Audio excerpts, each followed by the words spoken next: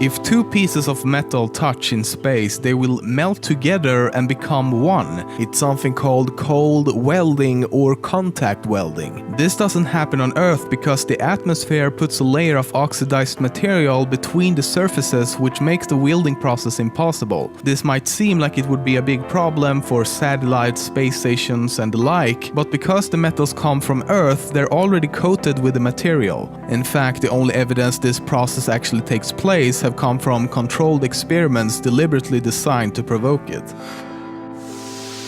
Most of us think we know the planets of our solar system. We have Mercury, Venus, Earth, Mars, Jupiter, Saturn, Uranus and Neptune. We also have Pluto, but sadly as of 2006 it's no longer classified as a planet. Instead, it's now a member of the new dwarf planet category. But what if I told you that Pluto is not the only dwarf planet? For example, there's Ceres, Eris, Makemake, Haumea, Sedna, Orcus, Quaoar, Ixion, Verona, Chaos and many more which has not been given any official names yet. Ceres is especially interesting as it's orbiting the Sun between Mars and Jupiter.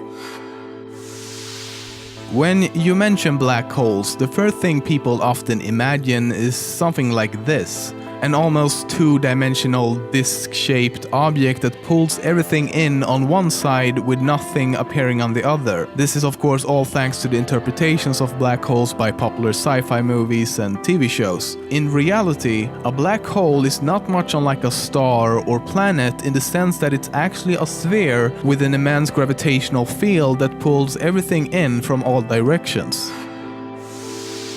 The sun, you know that thing that's keeping you alive and shit, is actually not yellow. It only appears yellow because of the Earth's atmosphere. In reality, the sun outputs all colors in the visible spectrum at almost an equal intensity, which means the true color of the sun is actually white.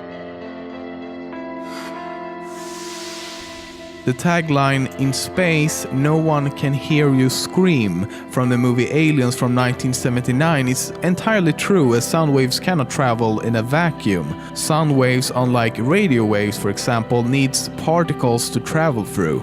But if you ever find yourself in space, with a spacesuit, with a friend in another spacesuit, and you realize that your radios isn't working. I mean, we're all gonna end up in that situation at some point. There's another way to communicate. By bumping our helmets against one another. When the helmets touch, they act as a bridge for the sound waves to travel through, and so you'd be able to talk naturally without using any radios or anything else. And by naturally, I mean screaming like you've gone insane.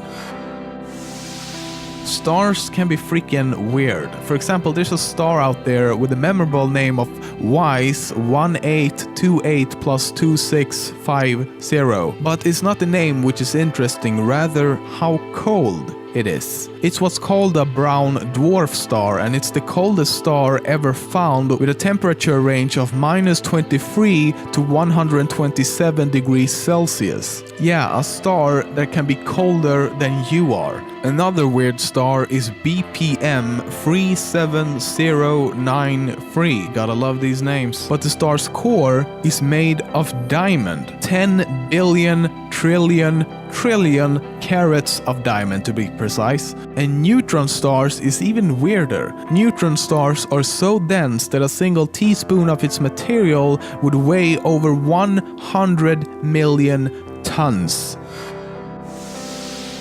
Alien life is bound to exist somewhere in the universe, but so far there's no evidence of that, at least not that the public know of anyway. However, what we do know is that there are planets out there that has the possibility to sustain life, so-called habitable exoplanets. So far we've found around 50 such planets, with some being as close as only 20 light years away. But as of yet, we have no way of confirming if these planets actually do support life, only that they have the unique attributes to possibly do so. In April 2010, radio astronomers reported an unknown object in the galaxy M82. The object had, seemingly out of nowhere, started sending out strange radio waves, which did not look like anything seen anywhere in the universe before. There have been several theories about the nature of this unknown object, but currently, no theory entirely fits the observed data. Did you know that our own galaxy, the Milky Way, is right now colliding with another much smaller galaxy? Well, it is. The galaxy is known as Sagittarius Dwarf Elliptical Galaxy and is currently about 70,000 light-years away from Earth. But no worries, it's very unlikely that a star or a planet will crash into one another as they're separated by many light-years of empty space. The same thing will happen in a few billion years from now when the Andromeda Galaxy will collide with our own and will create a much larger Milky-Dromeda Galaxy. UY Scuti is so far the largest star found. If it was placed in the center of our solar system, it would engulf every planet all the way out to Jupiter. IC1101 is one of the largest known galaxies in the universe. It holds around 100 trillion stars. To put that in perspective, our own galaxy, the Milky Way, only contains a measly 400 billion stars. But the absolute largest and most massive object in the observable universe was discovered in November of 2013. It's called the Hercules Corona Borealis Great Wall. The structure is a so-called galactic filament, or in other words, a huge group of galaxies assembled by gravity. The structure is so huge that scientists can't even explain its existence. It's 10 billion light-years away, which means that we see the structure as it was 10 billion years ago, and the universe is only about 13.7 billion years old. That means the structure had a little more than 3 billion years to form, which scientists say is just not possible. For comparison, our own solar system took around 4.6 billion years to form.